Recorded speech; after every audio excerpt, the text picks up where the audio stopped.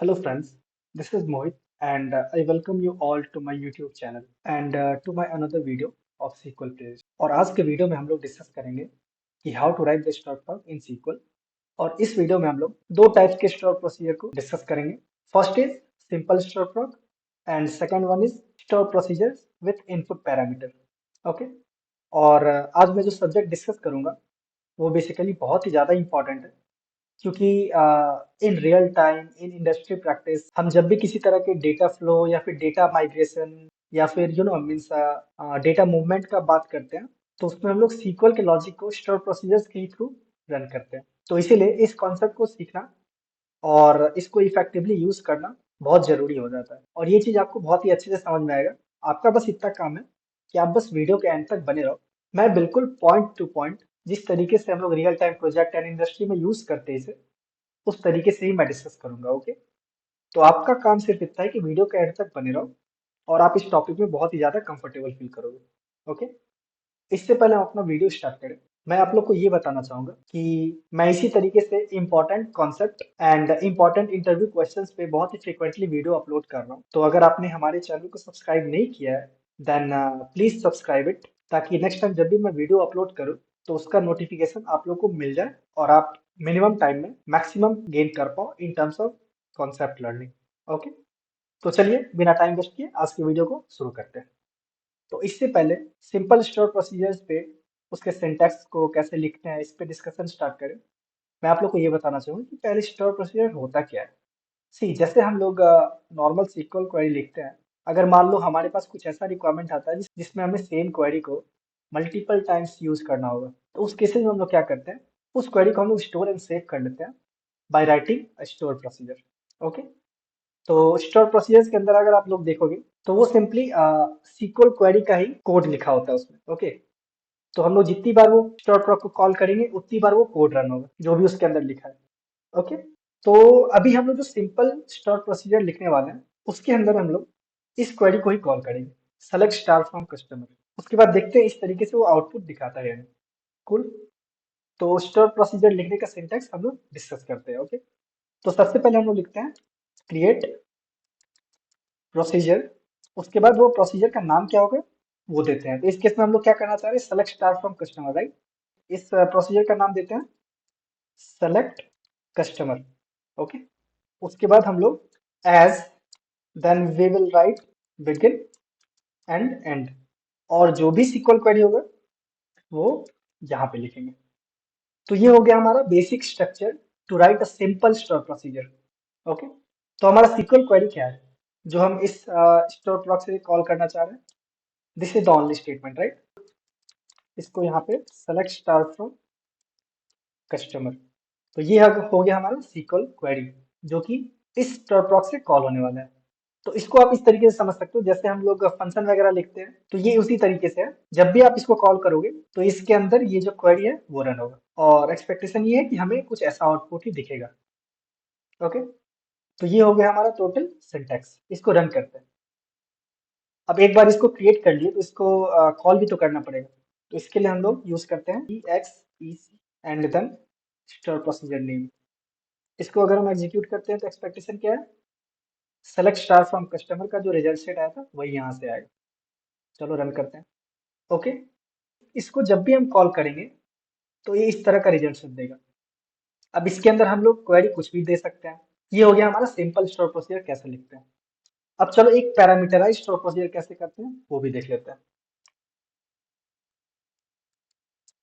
चलो तो अब ये वाला पॉइंट देखते हैं कि स्टोर प्रॉक विथ पैरामीटर्स ये कैसे करते हैं। पैरामीटर्स का यूज क्यों आता है, ऑफ कोर्स यूज आ सकता है। तो आप यहाँ पे इस तरीके से कुछ समझ सकते हो, जैसे मैं यहाँ पे अगर वेयर कस्टमर आईडी इक्वल्स, अगर मैं 7 करूँ तो ये कस्टमर आईडी 7 के कॉरस्पॉन्डिंग मेरा रिजल्ट सेट आ गया यहाँ पे। तो ये जो वैल्यू है अगर ये मुझे पैरामीटर से पास करना हुआ, हमेशा तो कस्टमर आईडी 7 नहीं होगा, किसी कंडीशन के बेसिस पे मैं ये आईडी कैलकुलेट करके और इस क्वेरी में मैं फीड करूंगा। उसका जो रिजल्ट सेट होगा उसको मैं किसी और तरीके से आगे फ्यूचर में यूज कर पाऊंगा। तो इस तरह का रिक्वायरमेंट में क्या होता है ना कि आपको ये वाले वैल्यू को पैरामीटर से भेजना होता है। ओके। तो उस केस में हम लोग स्टोर प्रॉक विथ पैरामीटर्स ये यूज करते हैं। तो उसका सिंटेक्स क्या है वो देखते हैं, उसके बाद सेम क्वेरी को कैसे इंप्लीमेंट करेंगे उस प्रोसीजर्स के अंदर वो भी देखते हैं। ओके, तो देखो पैरामीटर हो या सिंपल स्टार्ट ब्लॉक हो, दोनों के केस में बेसिक स्टेटमेंट सेम रहता है। जैसे यहाँ भी हमें create procedure then procedure name, यहाँ तक तो सेम ही लिखना होगा, क्रिएट प्रोसीजर। इस प्रोसीजर का नाम देते हैं फाइंड कस्टमर। फाइंड कस्टमर क्यों दिया, क्योंकि हम इस तरह का कुछ क्वेरी रन करने वाले हैं इसके अंदर। तो इस तरह की क्वेरी से मुझे क्या मिल रहा है कि मैं किसी कस्टमर आईडी को पास कर रहा हूँ तो उसे करस्पॉन्डिंग मुझे कस्टमर डिटेल दे रहा है। तो इसीलिए मैंने कुछ मीनिंगफुल नेम दिया है यहाँ पे, जैसे कि फाइंड कस्टमर। और यहाँ पे मैं पास करूंगा आईडी। तो याद रखना इस तरीके से हम लोग पैरामीटर पास करते हैं, eight the rate. For example मैं आईडी पास करूंगा आईडी, तो उसका डेटा टाइप क्या होगा, इंट। ओके, इस तरीके से पैरामीटर लिख दिया। अब मान लो आपके पास मल्टीपल पैरामीटर है, तो आप कॉमा दे देके इस तरीके से आप बाकी पैरामीटर्स को भी डिक्लेयर कर सकते हो। बट हमारे पास इस केस में सिर्फ आईडी वैल्यू चाहिए, क्योंकि वही मैं यहाँ पे पास करूंगा। ओके, तो ये लिख दिए। उसके बाद हमने ऊपर क्या किया था, एज देन बिगिन और एंड। और इस बिगिन और एंड के बीच में हमने अपने क्वेरी को लिखा था। ओके, तो यहाँ पे हमारा क्वेरी क्या है, select star from customer where customer ID equals at the rate ID. ये मैंने क्यों किया एट द रेट आईडी, क्योंकि यहाँ पे एट द रेट आईडी से मैं पैरामीटर पास कर रहा हूँ और उसी को मैं यहाँ पे फिल्टर कंडीशन में यूज कर रहा हूँ। उसके बाद जैसे ही आपका सीक्वल क्वेरी स्टेटमेंट सारा कंप्लीट हो जाता है, तो आप इसको सेमीकलन से एंड कर दोगे।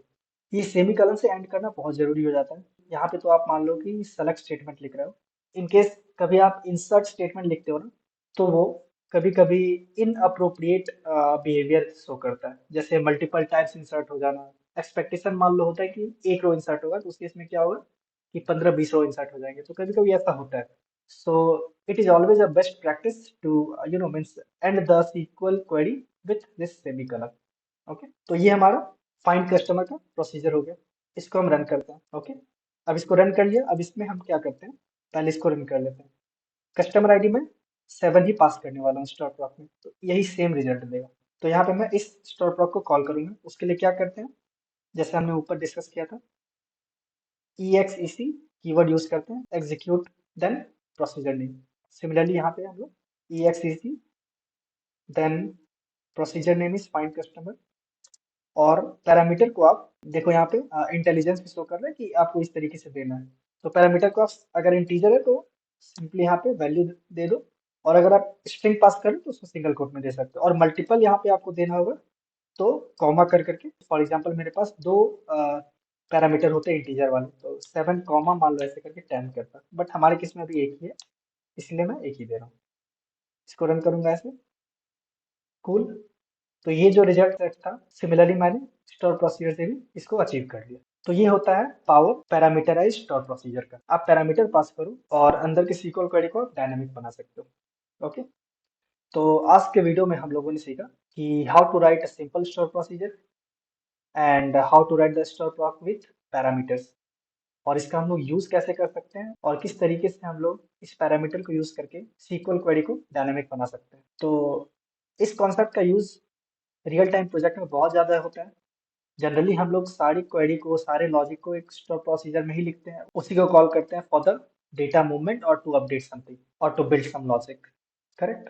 तो अगर आपने मेरा वीडियो लास्ट तक देखा है, तो इस कॉन्सेप्ट से रिलेटेड आपको कोई प्रॉब्लम नहीं आने वाला। हाँ, इसमें एक चीज और एक एडवांस चीज होता है जो हम लोग रियल टाइम प्रोजेक्ट में यूज करते हैं, वो होता है how to call store procedure within another store procedure. For example हमने दो स्टोर प्रोसीजर बनाए, तो how to call the first store procedure inside second one. इसका भी हम लोग कभी कभी यूज करते हैं रियल टाइम प्रोजेक्ट में। मैंने बहुत बार यूज किया है। मैं इसे अपने नेक्स्ट वीडियो में डिस्कस करूंगा, अदरवाइज ये वीडियो बहुत लंबा हो जाएगा और उसके लिए मुझे एक डेडिकेटेड वीडियो ही चाहिए होगा। ओके, तो चलिए, अगर आपको मेरा वीडियो पसंद आए देन प्लीज लाइक इट, अपने फ्रेंड्स के साथ खूब शेयर करो, ताकि उन लोग को भी इसका एडवांटेज मिल सके और मिनिमम टाइम में वो मैक्सिमम गेन कर पाए in terms of concept learning.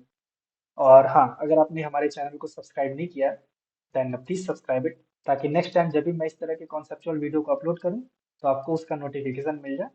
और ऑफ कोर्स सब्सक्राइब करने से मुझे भी बहुत मोटिवेशन मिलता है। ओके, तो चलिए आज की वीडियो में इतना ही। मिलते हैं अपने अगले वीडियो में एक नए कॉन्सेप्ट के साथ। Till then take care and good bye.